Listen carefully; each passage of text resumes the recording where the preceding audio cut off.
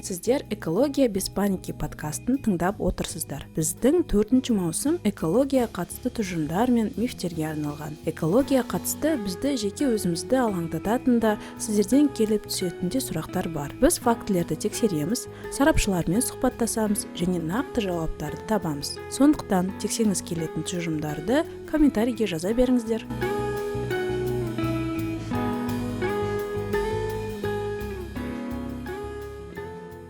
Баршаңызға сәлем. Сіздер «Экология без паники» подкастын тыңдап отырсыздар және әрдайым бірге болатын жүргізушілеріңіз Пакизат және Михаил. Сіздерді 4-ші маусымның 8-ші бөліммен қарсы алып отыр. Бұл эпизод таулардағы ұлттық парктер мен қорықтар аумағындағы қоқыс мәселесіне арналады. Бұл тақырыпты теңірек түсініп, әртүрлі пікірлерді саралауға Светлана Харитонова көмектесті. Светлана альпинист Қазақстана сертификатталған трекинг гиді, Алматы альпинизм федерациясының мүшесі әрі экоактивист. Онымен қатар Светлана Михаил екеуміздің жақын досымыз және әріптесіміз. Енді бұл негізі эпизодтарды біз орыс тілінде жариялап қойдық. Ол жерде 2 бөлім шықты және сол 2 бөлімді Михаил екеуміз аударып сіздерге қазақ тілде бергіміз келеді. Бірінші сөзді Михаил бастайды. Михаил, қалай ойлайсың, кішігірім тақырыптарды айтып кетейін бе, әлде өзің ары қарай жалғастыра бересің бе? Өзін айтам. Асықпай. Жарайды. Онда Михаил, саған сөз, микрофон сенікі. Бірінші бөлімді сен айтып кет, ары қарай мен 2-ші бөліммен осы эпизодты жабамын. Мен қоқыстың табиғаттағы проблемасы неге маңызды екенін түсіндіруден бастаймын. Қоқыс табиғатқа қалай әсер етеді?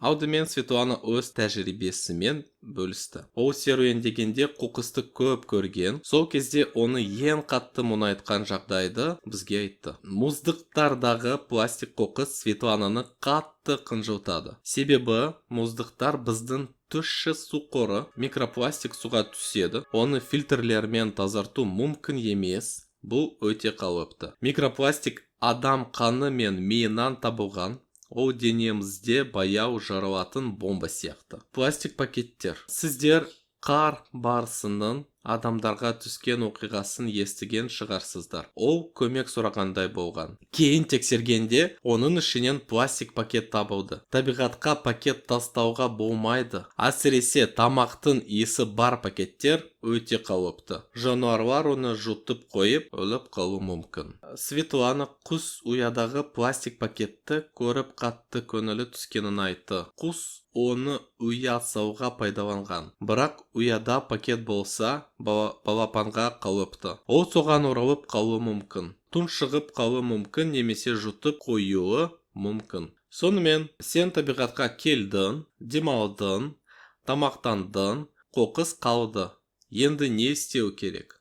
Бірінші тәсіл отқа жақып жіберу. Бұл ескі кеңес кезінен қалған әдет. Кейбіреулер тіпті темір банканы отқа көдірсе, ол тез шириді деп ойлайды. Бұл дұрыс емес. Неге қоқысты өртеп жіберуге болмайды? Өрт шығу қаупі өте жоғары. Бізде онсыз даурманас. Әсіресе жаздың ыстық күндерінде. Органикалық қоқысты өртеген кезде тамақтың иісі алыстан сезіледі. Бұл жануарларды тартады.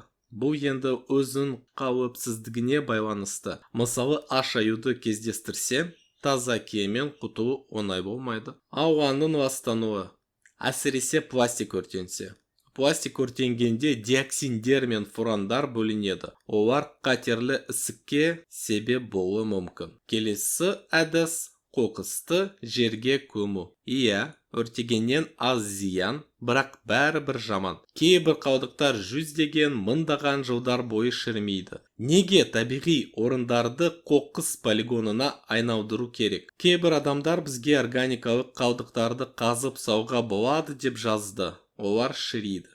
Бірақ мұнда да мәселелер бар. Бірінші, қазылған тамақ әлі де болса жануарларды тарта алатын еске ие болады. Егер жануарлар адамдардың демалыс орындарында тамақ табуға үйреніп алса, бұл қауіпті кездесулерге әкелуі мүмкін. Екінші, жануарларға зиян. Біздің жейтін тамақтарымызда жиі консерванттар мен ароматизаторлар бар. Олар жануарларға зиян тигізуі мүмкін. Үшінші, кейбір тамақ қалдықтары, мысалы апельсиндер, банандар, таулы аймаққа тән емес. Олар жануарларға зиян келтіруі мүмкін. Және төртінші, эстетикалық тұрғыдан қолайсыз. Кейбір туристер тамақ қалдықтарын жерге қазып көміп тастамай, тек қабықшаларды, шай қалдықтарын тастап кетеді. Олар бәрі зиянсыз, те сыдырайды деп ойлайды. Бірақ бұл бірден болмайды. Басқа адамдар демауға келгенде олар осы қоқысты көреді. Жалпы, табиғатта қоқысты зиянсыз жоюдың жолы жоқ. Бірден бір дұрыс жолы қоқысты өзіңізбен алып кету. Светлана қоқыс туралы ойлауды үйден шықпас бұрын бастауға кеңес берді. Алдын ала бір нәрсені тазалап немесе қоқыс шығаратын контейнерге салып қою керек. Оны сіз міндетті түрде тастамайсыз. Қоқыс жоқ, проблема жоқ. Біз табиғаттағы ең қауіпті қалдықтар туралы аздап сөйлестік. Шыны, өрт шығару қаупі бар, жарақат та келтіруі мүмкін. Пластикалық пакет ұзақ уақыт шірімейді, жануарлар оны жұтып қоюы мүмкін. Суырған сүрткіштер немесе ылғалды майлықтар. Көп адам біле бермейді, олар пластикалық талшықтардан тұрады. Ұзақ уақыт шірімейді және микропластикке бөлінеді. Одан бөлек олар зиянды химикаттармен сіңіріледі. Әуе шариктері. Бұл біз тауларға алып шықпайтын нәрсе, бірақ талқылау маңызды. Светлана үнемі мұздықтардың шынында шариктерді кездестіретінін айтты. Яғни қалада босатылған шариктер 5 километр биіктегі мұздықтарға дейін ұшып жетеді. Шариктерді де жануарлар жұтып қоюы мүмкін. Олар өте баяу шіриді. Есіңізде болсын, сіз шарикті ғарышқа жібермейсіз. Сіз оны жерге тастайсыз. Мұнда тұрақты тазалау жоқ. Бұл сіздің әрекетіңіз жануарды өлтіруі мүмкін. Соңында біз тауларда ең көп кездесетін қоқыстың түрлері қандай екенін сұрадық. Светлана бізге не деді? Пластикалық бөтелкелер, алюминий банкалар, азық түлік пакеттері мен орамалары, дымқыл майлықтар. Ең жиі кездесетін бренд Coca-Cola. Болды па, мен аяқталдым. Я, керемет, Миша, рахмет саған үлкен. Шынымен де Светланамен өте қызықты сұхбат болды. Светлана тауларды қатты жақсы көреді және әр кезде сол жаққа баратын, және тек қана Светлана емес, біздің достарымыздың арасында көбінесе осы қоқыс мәселесі алаңдатады. Сондықтан менің айналамда жиі тауға баратын достарым, әріптестерім өздерімен бірге пакетпен кәдімгідей қолғап алып жүреді. Соның қайтарда жолда кездескен қоқыстарды жинап қалаға дейін түсіреді. Сондықтан сондай кісілерге рахмет айтамыз. Ал енді мен екінші бөлімді жалғастырайын. Оны жалғастырмай тұрып сіздерден қолдау сұраймын. Осы эпизодты тыңдап отырғандарыңызға рахмет. Қызықты болып отырған шығар деп үміттенеміз. Өйткені біз қазақ тілде осы маусымнан бастадық эпизодтарды өзіміз аударып, оны қазақ тілде шығару, және сіздің қолдауларыңызға мұқтажбыз. Біздің эпизодтарымызды достарыңызбен бөлісіңіздер, Инстаграм желісінде біздің посттарды репост жасаңыздар, комментарий қалдырыңыздар. Ол бізге өте маңызды. Біз бәрін оқимыз, көреміз. Ол бізге де сондай бір шабыт береді ары қарай осы қазақ тілде жалғастыру үшін. Ал ақшалай қолдаймын десеңіз, сіздер әрдайым бізге донат жібере аласыздар. Ол Boosty немесе Patreon платформаларында. Ал енді мен екінші бөлімді жалғастырайын. Бізде сол екінші эпизод Светланамен шыққан. Ол жерде мен бастайтын сол тақырыптың бірі, ол қоқыс көп жиналатын маршруттар қандай деген сұраққа бізге Светлана жауап берді. Оның айтуы бойынша ол көлікпен баруға болатын жерлерде жиі қоқыс жиналады екен. Бұл көбінесе пикник жасайтындар мен жаяу ұзақ жүргісі келмейтін адамдар сол аймақтарда көбінесе қалдықтарды қалдырып кетеді. Дегенмен де осы жерлерде жиі тазаланады. Өйткені ең бірінші көлікпен тез бара аласың, жаяу тез жетіп аласың, сондықтан осындай жерлерде жиі жиналады және сенбіліктер көбірек болады екен. Мысалы, жастар арасында танымал бағыттар ол Жапон жолы, Көкжайлау, Бутаковка жері, Аюсай және Кімасар деген шатқалы да қоқыс мәселесіне жиі тап болады екен. Екінші қойған сұрағымыз ол орманшылардың міндеті қандай? Мүмкін көбісі білмейтін шығар.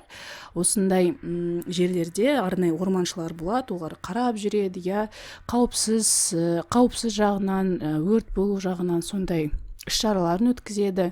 Және бұл сұрақтың мәнісі қандай? Орманшылардың басты мақсаты табиғатты сақтау және қорғау. Және олар туристер тастап кеткен қоқысты жинауға міндетті емес. Көбісі ойлайды, мен мысалы экопосттен өттім, ақшаны төледім, мен ақшаны не үшін төлеп жүрмін? Солардың жұмыстары ғой қоқысты жинау деген сондай оймен кіреді екен. Сондықтан бұл дұрыс емес, және осы орманшылар біздің артынан қоқысты жинау міндетті емес. Бұны естеріңізде сақтап жүріңіздер. Ал енді үшінші сұрағымыз ол тауда қоқыс жәшіктердің болмауы. Байқайсыздар ма, көп осы тұрғындардан сұраймыз, сауалнама жүргізген кезде айтады, бізде қоқыс неліктен көп? Өйткені қоқыс жәшіктер аз, мысалы қаланың ішінде, скамейканың қасында отырған кезде мына жақта қоқыс жәшігі жоқ, мен қайда лақтырарын білмей, осы жерге қалдырып кеттім дейді. Енді қараңыз, бұл таулы жер, бұл арнайы сақталатын, қорғалатын сондай табиғи жер, сонда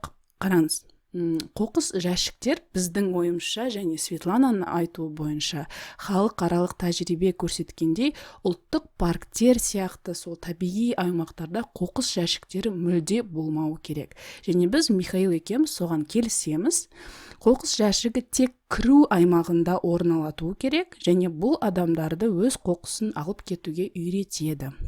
Егер сіз келіспеймін десеңіз, онда өзіңіздің пікіріңізді комментарийде, Инстаграм желісінде, Телеграм желісінде, немесе ТикТокта қалдырсаңыз болады. Ал келесі сұрағымыз дабырлаған музыкаға тыйым. Мүмкін қайттан сізге жаңа ақпарат болар. Осындай жерлерде, ормандарда, табиғи аумақтарда музыканы дауысын қатты шығаруға болмайды.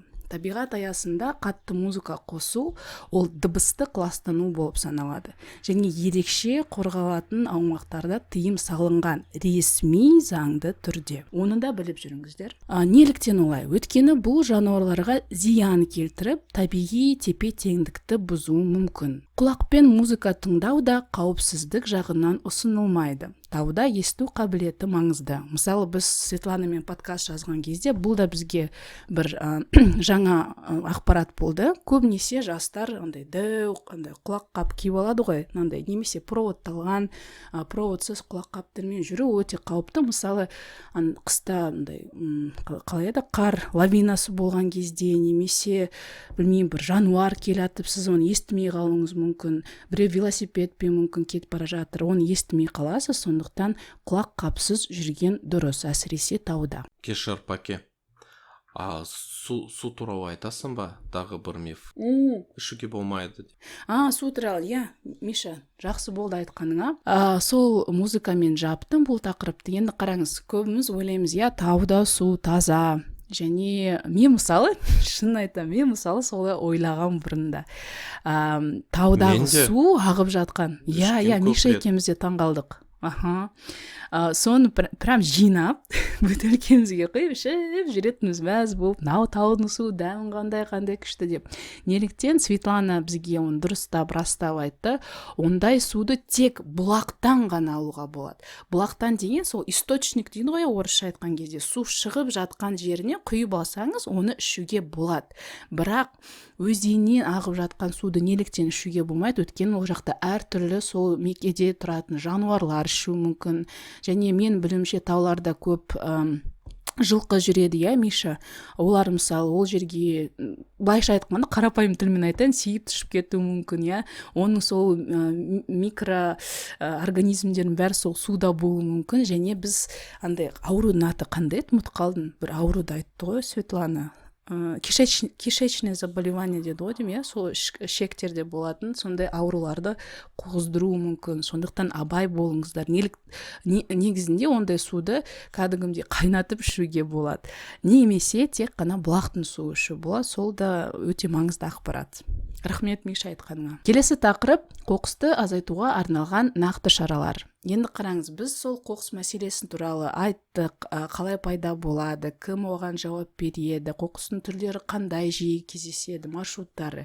Енді не істейміз бұл мәселені? Өткендерде кіру нүктелерінде қоқыс салатын пакеттер тарату тиімді әдіс деп Светлана айтты, және сондай тәжірибе болды екен. Келесі ол танымал бағыттарда тұрақты бақылау және патруль жүргізу жақсы нәтиже береді екен. Және соңғы әдістің бірі, кейбір елдерде кіру және шығу кезінде туристің рюкзагын тексеру және қарау сондай тәжірибесі бар. Ішінде қоқыс қалды ма, жоқ па?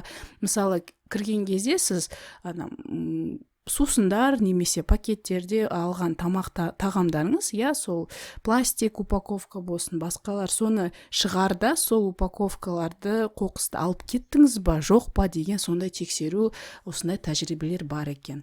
Қалай ойлайсыздар, бізге негізі осы таулар мекемесінде, осында табиғат аясында осындай түрлерін, шараларды қолдану қалай, жақсы ма, енеді ма, енбейді ма? Тоже пікірлеріңізді қалдырып кетіңіздер. Келесі сұрағымыз біз қойған, ол қоқыс мәселесін сәтті шешкен елдер мен қалаларының мысалы. Мысалы, бізге өте қызық болды. Қатаң заң, жақсы бақылау және қоғамдық жауапкершілігі жоғары Еуропа елдері болып саналады, және пластик пакеттерге тыйым салған Африка елдері де бар екен.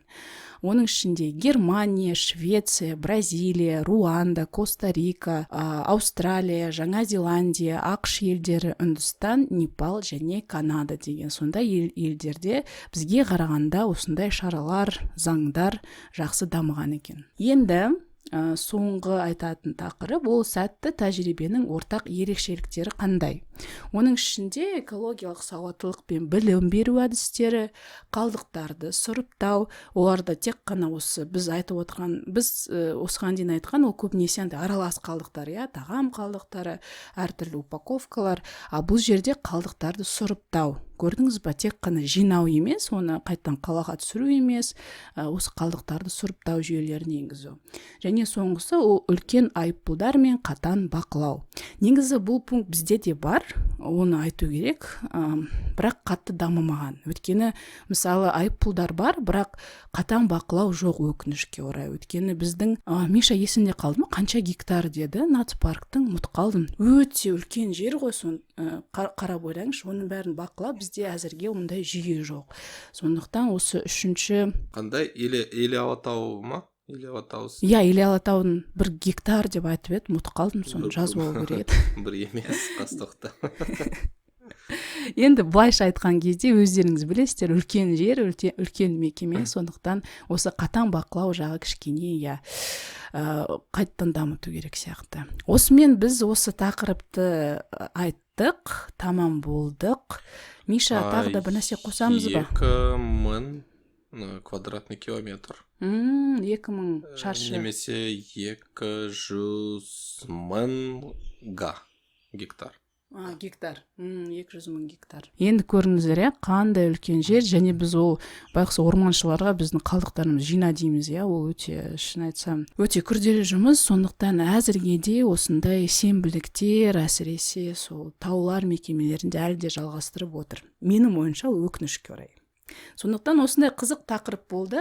Сіздерге естеріңізге сала кетейік, біз осы 4-ші маусымда арнайы мифтер, бір орнатылған тұжырымдардың факт-чек жасаумен айналысамыз. Егер сіздерде бір қызықты тақырып болса, білмеймін, бір баяғыдан мазалайтын бір миф болса, міндетті түрде бізге жазыңыздар. Біз барлық желіде бармыз, Telegram, Instagram, TikTokта. Комментарийға жазып кетіңіздер, біз оны өзіміздің контент планға енгізіп қоямыз. Сондықтан рахмет тыңдауларыңызға. Сіздермен болған жүргізушілер Пакизат және Михаил. Келесі қазақ тілді эпизодта кездескенше сау болыңыздар. Сау болыңыздар.